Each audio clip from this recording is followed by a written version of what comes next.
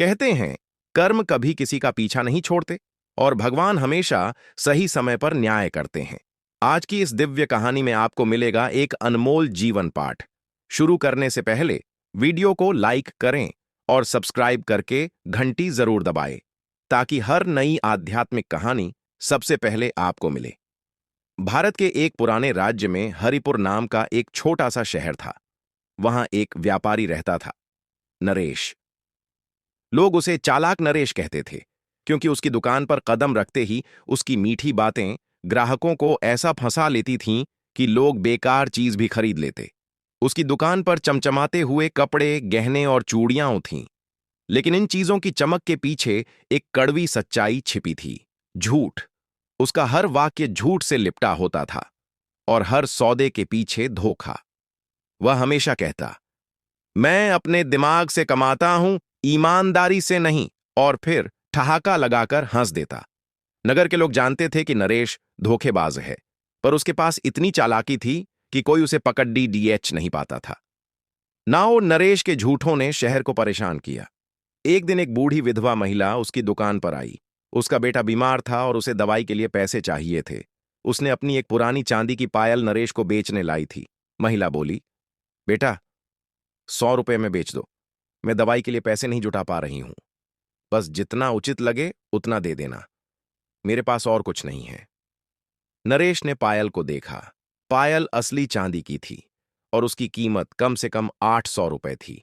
लेकिन नरेश ने झूठ बोलते हुए कहा, अरे अम्मा, 800 रुपए दे दो, ये तो नकली है। जैसे तैसे 50 रुपए दे देता हूं, लेना हो तो लो। बेचारी महिला ने आह भरकर पैसे ले लिए और चली गई।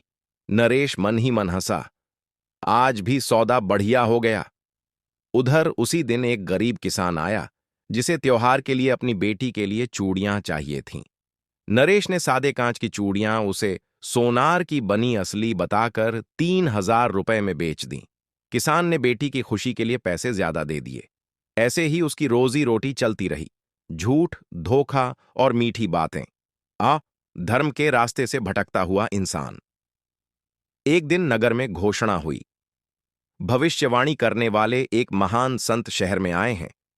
लोगों की भीड़ उमड़ पड़ी। संत ने कहा, समय आ रहा है जब लोक में अधर्म बढ़ गया है। जो लोग झूठ और धोखे से कमाते हैं, उन्हें उनके कर्म का फल अवश्य मिलेगा। लोग फुसफुसाने लगे, ये बात नरेश पर खूब फिट बैठती है। नरेश ने संत की बातें सुनी, लेकिन वह हंस दिया। कर्म फल भगवान दंड देंगे आज के जमाने में? अरे जाओ बाबा। उसका अहंकार आसमान छू रहा था। मां, भाग्य का पहिया घूमता है। समय बीतता गया। राजा ने नगर में एक बड़ी प्रतियोगिता करवाई, सबसे सुंदर और सच्चा व्यापारी पुनः चुनने की। पुरस्कार था भगवान विष्णु की जन्मस्थली की यात्रा और रत्नों से भरा एक पवित्र कलश। नरेश 3 ने सोचा, बस अब तो कलश और सम्मान दोनों मेरे होंगे। कौन मुकाबला करेगा मुझसे? वह सज धज कर दरबार पहुंचा। राजा ने सब व्यापारियों के सामान की जांच के लिए 3 विद्वानों की एक समिति बनाई, और यही उसके जीवन का सबसे बड़ा मोड़ बनने वाला था। नरेश के झूठ की पहली दरार। समिति पहले व्यापारी के पास गई, फिर दूसरे के पास। सबकी दुकानों में कुछ कम कुछ ज्यादा था, पर नरेश जैसा झूठ कोई नहीं बोलता था। जब समिति उसकी दुकान पर पहुंची, नरेश आत्मविश्वास से बोला, मेरे जैसे ईमानदार को तो सीधा पहला स्थान मिलना चाहिए। समिति ने उसकी दुकान का निरीक्षण शुरू किया। जो चूड़ियां वह 3000 की बताकर बेचता था, वे 30 से अधिक की नहीं थीं। कपड़े नकली थे, गहने खोखले थे, सब झूठ, सब धोखा। समिति ने सब राजा को रिपोर्ट में लिख दिया। राजा क्रोधित हुए। यह व्यापारी न केवल नगर को धोखा देता है, बल्कि अपने धर्म को भी।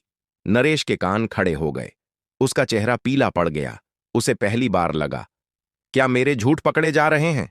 रात का सबसे बड़ा मोड़। उस रात नरेश नींद नहीं ले सका।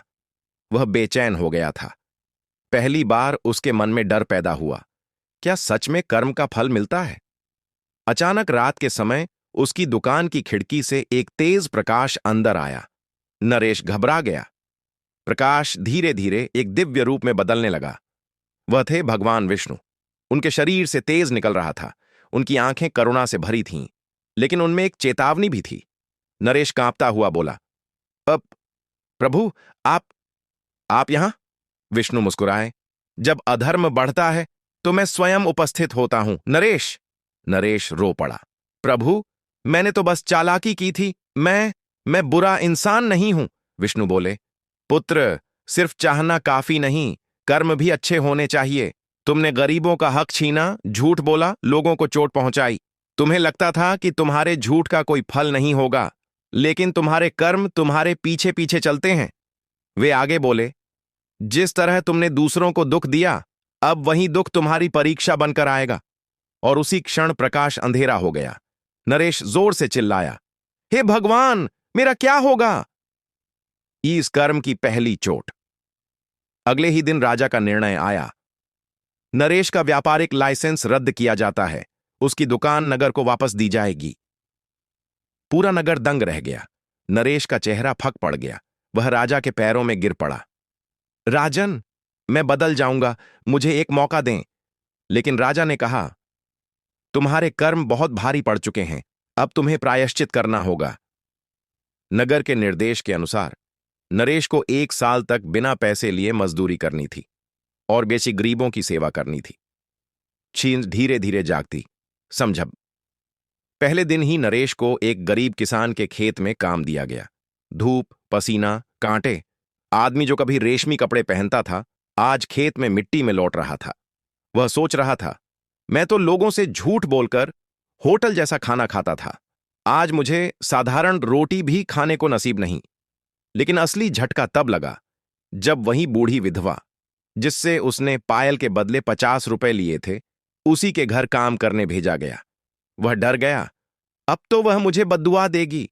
लेकिन वह महिला मुस्कुराकर बोली, कोई बात नहीं बेटा, हर इंसान से गलती होती है, भगवान सबको माफ कर देते हैं।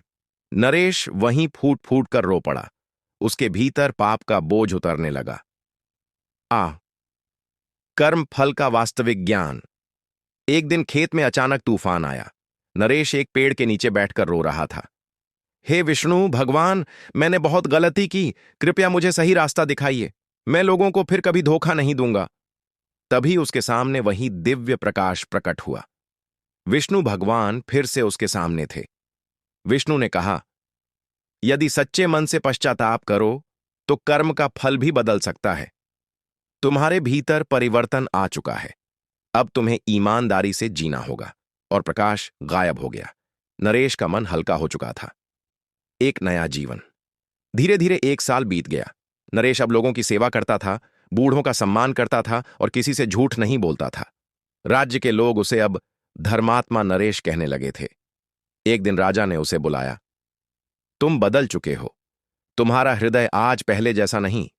आज मैं तुम्हें तुम्हारी दुकान वापस देता हूं, पर अब तुम वही व्यापारी नहीं हो जो पहले थे।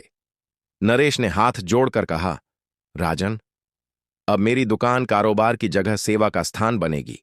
लोगों से कभी झूठ नहीं बोलूंगा। भगवान विष्णु की दी हुई सीख मैं कभी नहीं भूलूंगा। और उसने ऐसा ही किया। धोखेबाज व्यापारी की जगह अब नगर में वह सबसे ईमानदार व्यक्ति मौज कहा जाता था। दहा खानी की सीखा। इस संसार में झूठ बोलकर कमाई गई चीजें टिकती नहीं। भगवान देर से न्याय करते हैं, पर करते अवश्य हैं। कर्म का फल उसी को मिलता है जिसने कर्म किए हों, और परिवर्तन उसी को मिलता है जो दिल से पश्चाताप करता है।